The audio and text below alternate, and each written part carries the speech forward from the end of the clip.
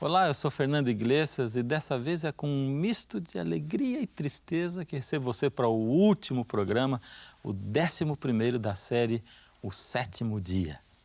Nos Estados Unidos, a tradição dominical como o Dia Santo tem estado ligada à vida religiosa por séculos.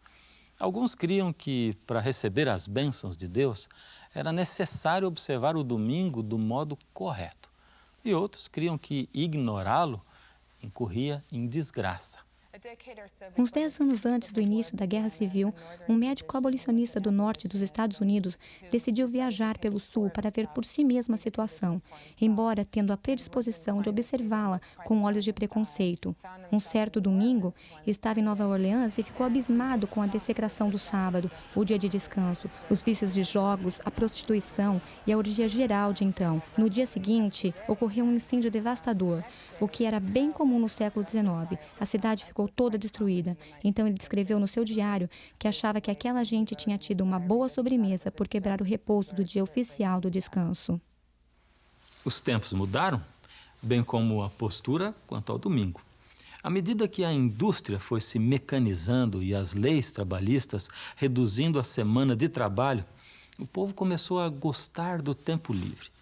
Então o domingo associou-se cada vez mais ao lazer. E isso acarretou graves problemas. O problema era que o valor monetário do dólar começou a ser associado com o dia de domingo através do lazer e da recreação. Em outras palavras, os jogos de beisebol, os teatros, os centros de diversão, todas essas atividades que formavam a vida do lazer e da recreação eram lucrativas e muitos empresários tiravam lucro delas. E, por conseguinte, estavam lucrando com o dia oficial de descanso. Aos olhos de muitos líderes religiosos, a secularização do domingo era um enorme passo na direção errada. Pessoas muito influentes e poderosas exigiam mais leis para limitar o comércio e ainda a atividade privada no domingo. Esse empenho por resguardar o domingo ainda continua hoje, como que faz a Lord's Day Alliance, Aliança do Dia do Senhor. Segundo a postura da Aliança do Dia do Senhor, a ideia do repouso do dia de descanso antecede toda a comunidade religiosa, até mesmo o próprio judaísmo. Quando a Aliança do Dia do Senhor foi formada, se debatia muito sobre a questão das leis dominicais. Em maio de 1888, o senador Henry Blair, de Nova Hampshire, propôs uma lei para limitar as atividades seculares no domingo, na jurisdição do governo federal dos Estados Unidos. O senador Blair disse claramente que o propósito do projeto de lei era preservar o domingo como dia de repouso e observação religiosa. O projeto legislativo foi enviado ao Comitê de Educação e Trabalho do Senado, cujo presidente era Blair. Entre os que apresentaram objeções contra a legislação, se encontrava Alonso Jones. Sir, you may speak of the power of the majority in social and civil matters, but there is no majority, however large, that can invade the territory of a man's religion. Not in this land, not under our Constitution. Mr. Jones, you fail to recognize the right, or more importantly, the responsibility of the state to protect the welfare of the people as a whole. Senator, it seems that you fail to recognize the clear distinction between man's responsibility to the state and his duty toward God. The first, he must render under the force of law. The second, duty to God, must be carried out only under the force of love, and that freely, voluntarily. No law can command love. But the law of the state must protect the people to carry out their duty to God. Our Sunday law is written to ensure the preservation of the Lord's Day for the benefit of the people. An admirable goal, Senator Blair, but completely unnecessary. Our Constitution already recognizes the rights of the people with respect to their religion. Your Sunday law would add nothing to our fundamental freedoms. It would rather add restrictions.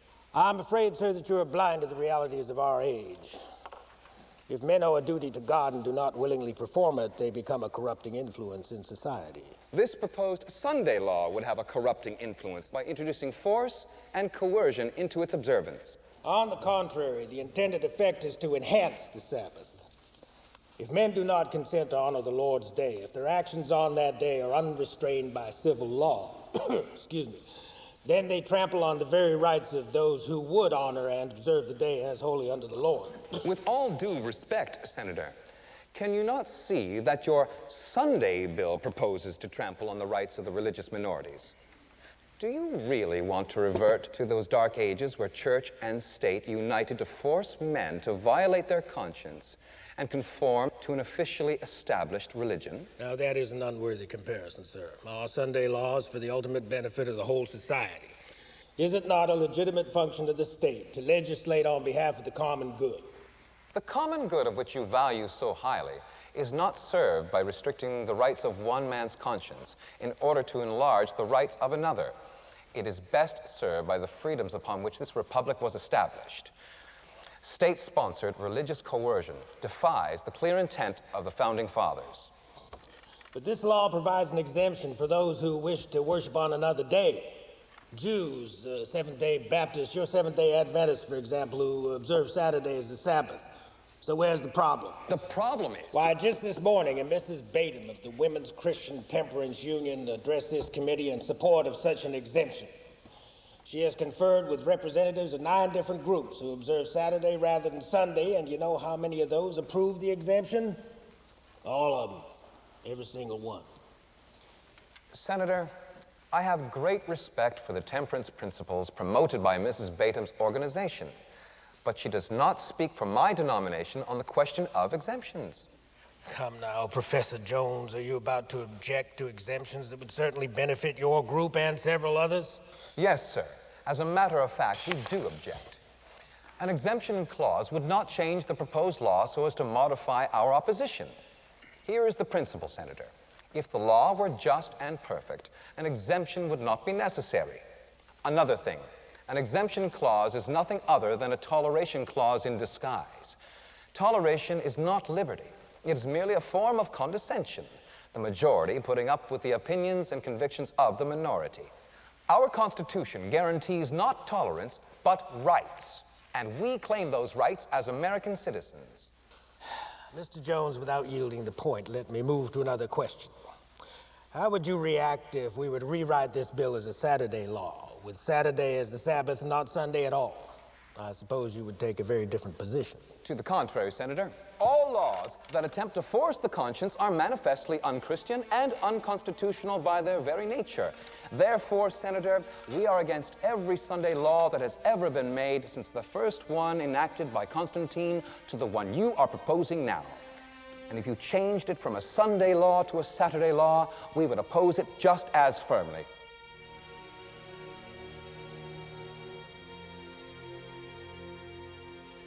O projeto do senador Blair nunca avançou além daquele comitê, mas até então já existiam muitas leis dominicais, chamadas de leis azuis.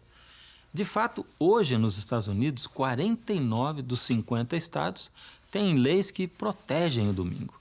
Alasca é a única exceção. A história comprova que, em assuntos de religião, a persuasão é melhor do que a força. Mesmo assim, não é raro que algum empregado que observa o sábado tenha que defrontar-se contra as leis que restringem a liberdade de religião. Por exemplo, em 1973, os governantes de uma grande nação africana decretaram que todos os cidadãos trabalhassem um dia por semana para reparar estradas e pontes e conservar as comunidades. Parecia ser uma boa ideia, pelo menos a princípio, mas o dia nacional para esse trabalho comunitário era o sábado.